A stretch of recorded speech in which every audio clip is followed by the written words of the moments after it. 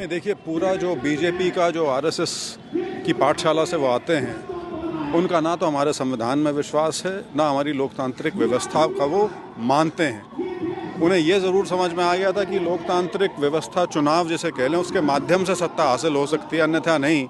तो उस तरह से वो आ गए हैं। हिटलर भी ऐसे ही आए थे, हिटलर भी लोकतांत्रिक तरीके से ही आए थे। लेकिन अब जिस प्रकार से एक इंस्टीट्यूशनल कैप्चर चल रहा है चारों तरफ, तो जब हम वोट चोरी की बात करते हैं, उसको आप सिर्फ इलेक्टोरल रोल में धांधली जो है सिर्फ उस नज़रिए से ना देखें। ये वोट चोरी जो है, इसका जो स्पेक्ट्रम है, इसका जो आयाम है, वो बहुत बड़ा है। ये जैसे मैंने कहा, इंस्टीट्यूशनल कैप्चर है। पूरा इलेक्शन कमीशन ही जब एक तरफा बात करना शुरू हो जाएगा, जब वो एक रूलिंग पार्टी का, आप कह लीजिए, प्रकोष्ठ बन के रह जाएगा, तो सिर्फ इलेक्टोरल रोल नहीं, पूरी इलेक्शन की जो प्रक्रिया है वो ही संदिग्ध हो जाएगी। चाहे आप महाराष्ट्र का ले लें, बिहार का ले लें, हरियाणा का चुनाव ले लें, अनेकों जगह अब इसकी सबूतों के साथ ये चीज़ सामने आई है। राहुल गांधी जी ने शुरुआत की थी, पहले बोल तो काफ़ी समय से रहे हैं, लेकिन पुख्ता तौर पे सबसे पहले एक आर्टिकल छपा था उनका, शायद जून के महीने में, जहां, और उसकी हेडिंग मुझे अभी भी याद है, how Maharashtra election was stolen. So पूरा चुनाव चोरी करने की बात की गई थी। उसके बाद 3 प्रेस कॉन्फ्रेंसेस की हैं, जिसमें आखिरी 5 नवंबर की थी। तो अब उसका जो फुटप्रिंट है, आप वो देखिए, महाराष्ट्र, कर्नाटका, हरियाणा और फिर बिहार में जो SIR हुआ, और उसके बाद 65 लाख वोट कटी, वो सारा जो ड्रामा इलेक्शन कमीशन ने किया।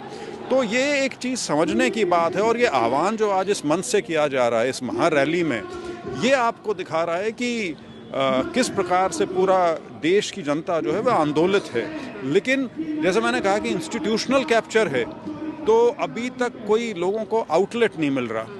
आउटलेट सड़क के माध्यम से ही मिलेगा।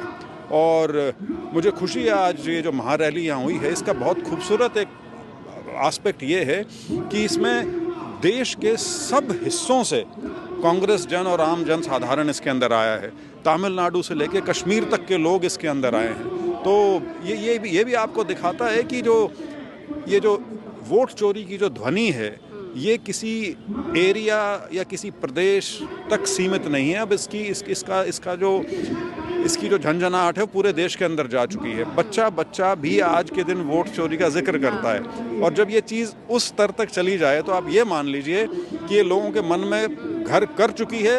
अब इसको राजनीतिक तौर पे यहाँ से आगे जो बढ़ाना है, वो पूरे विपक्ष की जिम्मेवारी है। मैं मानता हूँ कांग्रेस ने तो इसका बीड़ा उठाया ही है, लेकिन पूरे विपक्ष को इसमें जुड़ के सामने आना पड़ेगा, क्योंकि इसका नुकसान सिर्फ कांग्रेस पार्टी को या विपक्ष की 1-2 पार्टी को या एक चुनाव की